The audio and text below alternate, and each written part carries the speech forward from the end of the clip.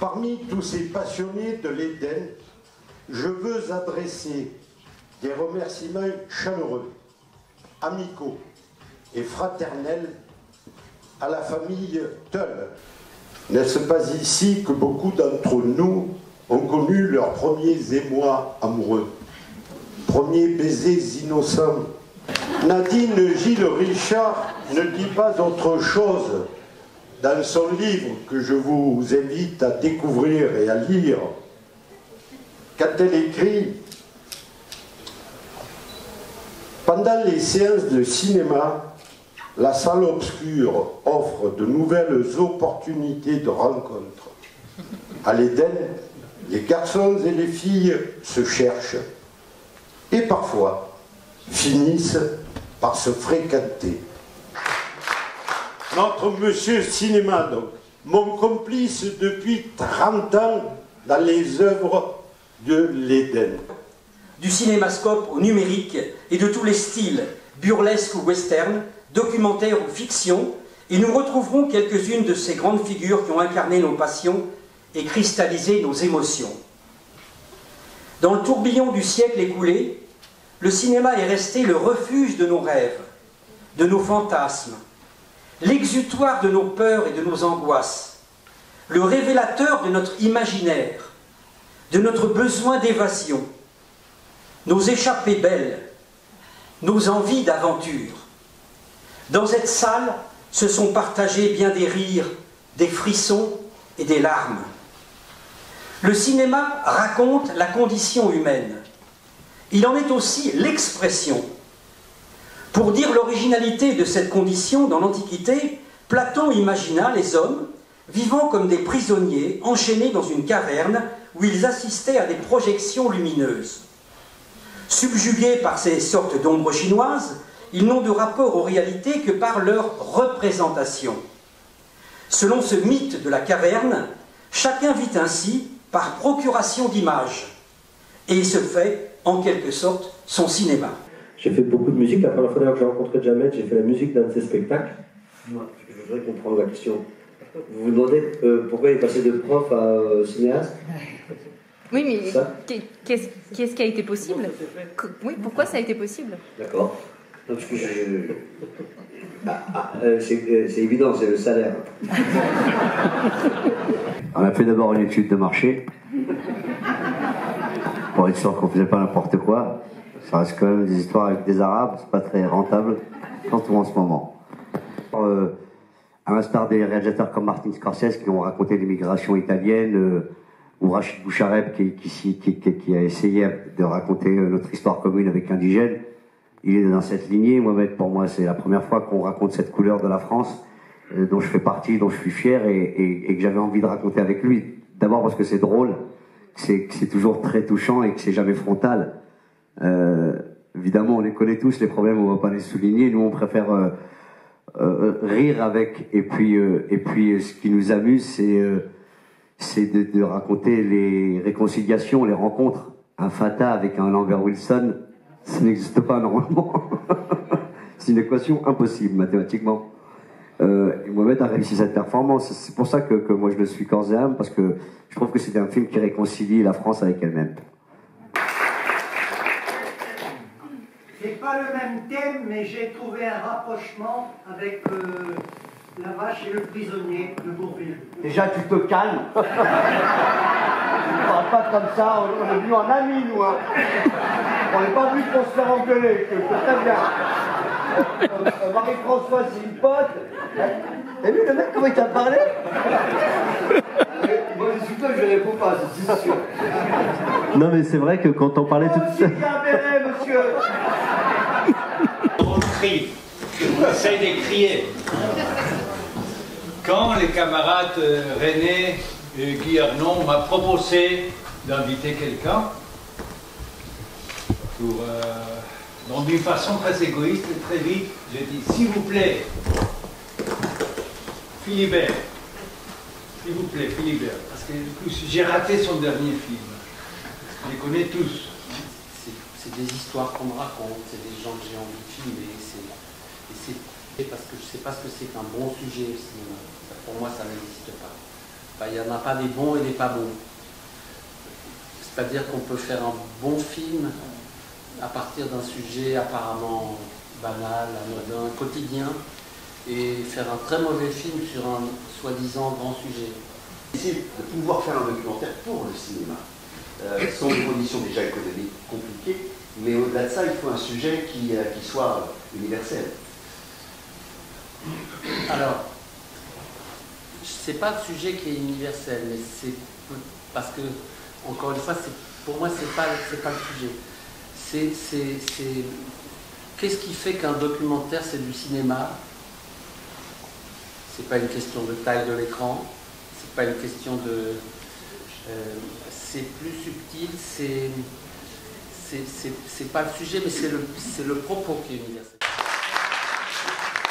On ne présente pas plus d'une centaine de films, plus d'une centaine de pièces de théâtre, le conservatoire, l'Algérie, la vie, l'amour et la chanson aussi. C'est la vie, tout ça. Ce soir, c'est un film particulier. On va rentrer dans le lupanar de Michel Deville. Avec un film qui date de 1971. Ah voilà le micro.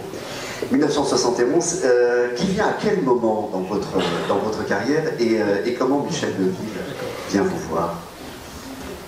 Écoutez, il y avait une soirée très brillante chez mon ancien agent qui était Olga Orsi, et je suis arrivée, je ne sais pas pourquoi d'ailleurs, je m'étais habillée d'une façon un peu extravagante avec un grand chapeau noir, et Nina et Michel étaient là, Michel Deville et Nina Companese, qui a écrit le scénario, et quand ils m'ont vu, ils m'ont dit, bah c'est elle, Aurore de Chérois, c'est elle, et ils m'ont proposé tout de suite le rôle, avec Maurice évidemment. Et...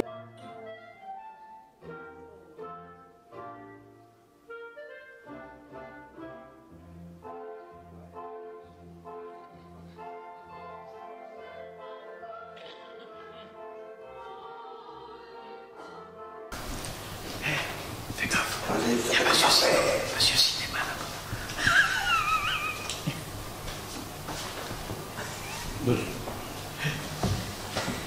Madame Teul a fabriqué elle-même ses bonbons et les glaces et tout ça. Ça, je dirais, Guy, jusqu'aux années 70 à peu près. Parce que c'était une vraie entreprise, c'est glace à l'eau. Hein. Parce que les Esquimaux ils étaient livrés, mais ils étaient un peu chers pour toute la jeunesse de Fontvieille. Donc elle fabriquait ces glaces à l'eau qu'on appelait, je ne sais plus comment. Des pivolos. Des pivolos? Non, je sais plus, enfin, ça avait un nom. Et elle nous vendait ces glaces à l'eau, elle en faisait beaucoup. Et elle disait qu'avec ces glaces à l'eau, elle payait tout son personnel. Avec la recette. Vous nous parliez du projectionniste qui avait la même mise sur pas mal de choses. Oui, c'était le règne du projectionniste pendant longtemps dans tous les cinémas français, je crois, parce que si des scènes ne lui plaisaient pas, il les coupait.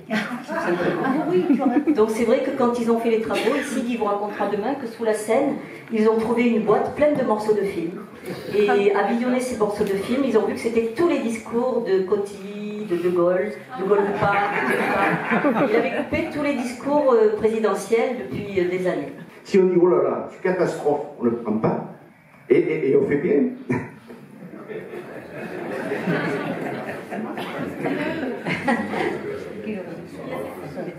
Il est 19h15. Est-ce que catastrophe sur les films de catastrophe, mais moi je parle du film en général. C'est un film en noir et blanc, vous allez voir. Mais c'est un film qui a été réalisé en 1966, qui est le premier film de Jean-Paul Rapneau, La vie de château, qui est une comédie.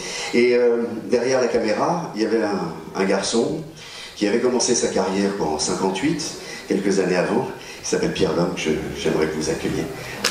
C'était Alain Cavalier, puisque votre premier film à vous, 58, c'est Cavalier, et que celui qui co-signe le scénario de La vie de château, c'est Alain Cavalier. Et c'est Rapneau qui a écrit le scénario. Oui, on est des vieux collègues. Ouais. Moi, j'ai travaillé avec lui une 50aine d'années quand même. Mais il travaille peu. C'est-à-dire il fait un film tous les 10 ans. 8 films, voilà, je crois. Donc il faut vous l'attraper, quoi. Non, mais il lui faut du temps pour écrire.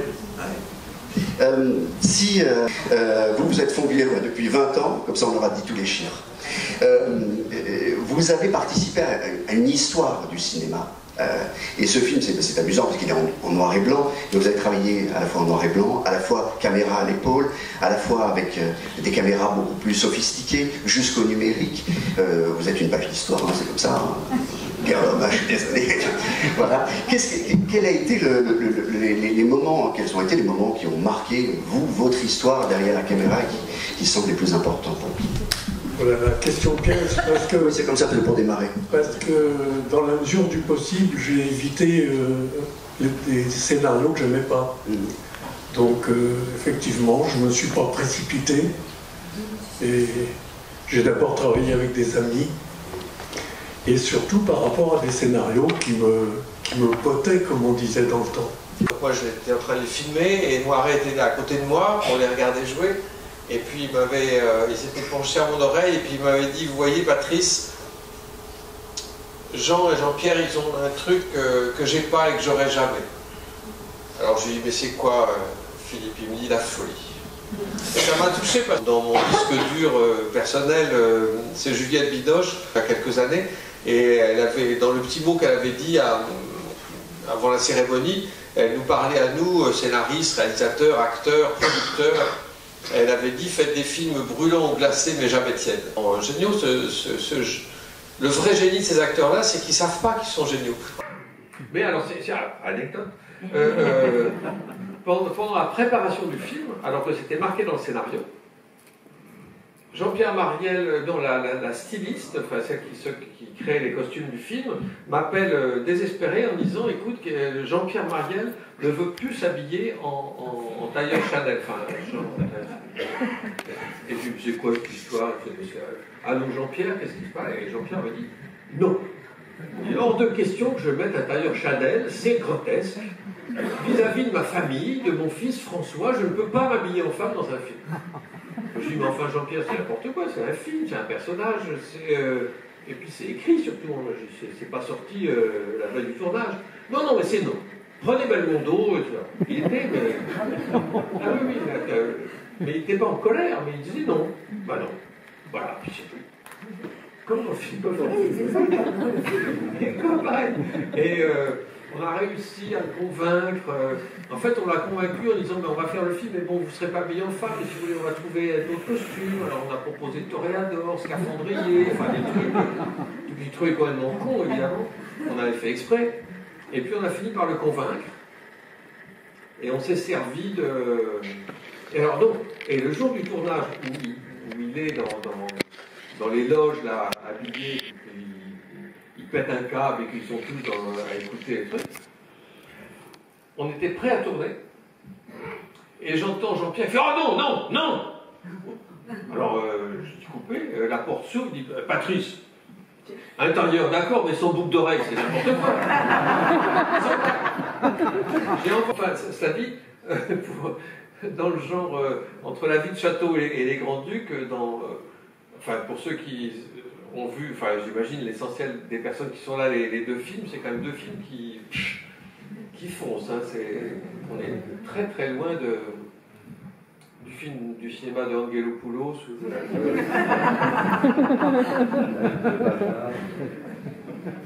Vous parlez de ce trio, mais comment Catherine Fro était avec eux? Eh bien, c'est pas elle. Et que c'est Catherine Jacob. Oh, Catherine Jacob. Oh mon Dieu. Ah ben, elle était. Alors, on parlait tout à l'heure avec Pierre-Homme de Catherine Deneuve qui parlait comme une mitraillette. Alors, Catherine Jacob, moi, dans la vie, je ne comprends pas un mot de ce mais pas un mot.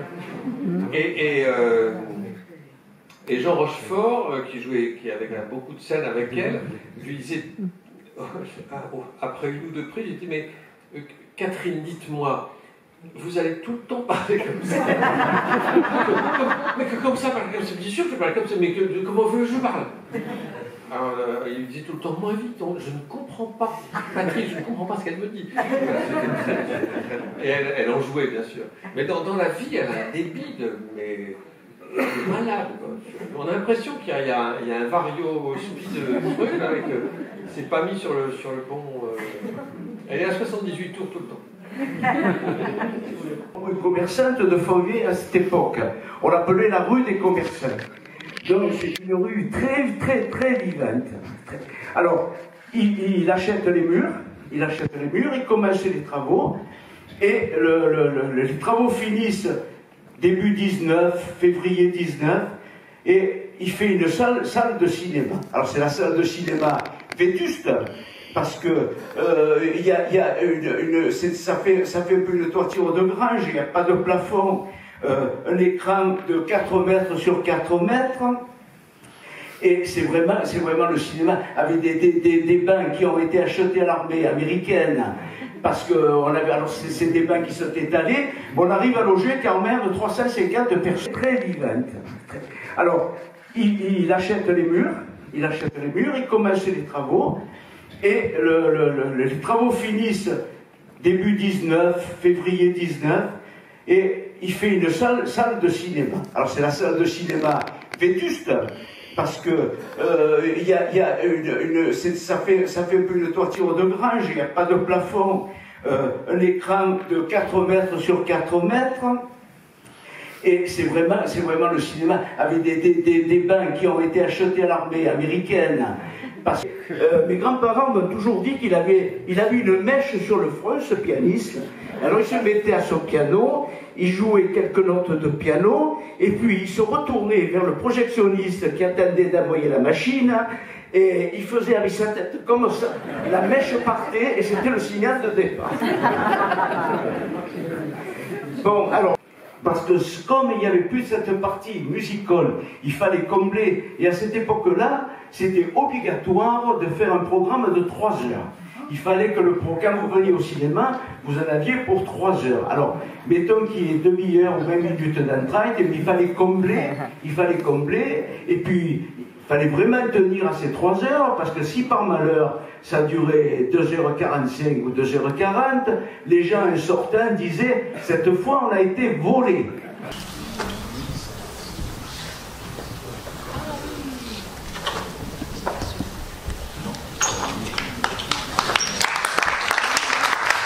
On avait des images très belles de cette époque tragique, mais vraiment très belles. On a cherché à reproduire ces autochromes. Le film a été tourné en numérique. Derrière le numérique, on a rajouté du grain. La bataille, pour ceux qui s'y connaissent, c'est l'équivalent d'un 1000 ASA Kodak, ça met beaucoup de grain. Et puis quand on passe aux scènes qui suivent, c'est du 500 ASA Kodak. Et après, ça a été pas recolorisé, on n'aurait pas eu les moyens, mais on a désaturé toutes les couleurs pour garder pratiquement que le noir et blanc, on a recolorisé derrière. Mais cette envie d'image qu'on avait était conditionnée dès le départ, d'où le coloriste du film, il y en avait deux, leur demande c'était surtout mettez-nous certaines couleurs dans le cadre, sinon je ne pourrais rien faire. Si on veut reprendre une couleur de peau, ne mettez pas du blanc et du beige, je ne pourrais rien faire. Donc vous avez, si vous voyez bien le film, tout d'un coup il y a une roue de charrette qui est rouge, il y a une paroi qui est bleue. Bizarrement, voilà, parce qu'une roue de charrette rouge, un peau rouge en plus dans une grange où tout le matos est fraîchi, ça ne devrait pas exister. C'est là délibérément parce que ça permet de reprendre la peau des acteurs. Donc ça a conditionné, ce travail d'image, ça a conditionné bien sûr les costumes, parce que le coloriste voulait avoir des couleurs pour pouvoir travailler. Donc le foulard rouge d'Edouard, malgré tout, ça travaille sur son masque, le gilet jaune, les couleurs chaudes, bref, il fallait qu'il y ait un peu de tout. Donc c'était intéressant parce qu'on voulait reproduire ces autochromes et puis après on a travaillé avec du grain et ça donne un effet patine, une vieille image. On regarde le film et on cherche le livre qu'on a lu au lieu de regarder le film qu'on est en train de voir. Or, je pense que le film d'Albert est un bon exemple du fait que de temps en temps, l'intervention d'un scénariste de l'époque, de ce personnage, il est peintre dans son époque, et donc ça m'a semblé absolument lumineux. C'est à ce moment-là que j'ai commencé à le détester, évidemment.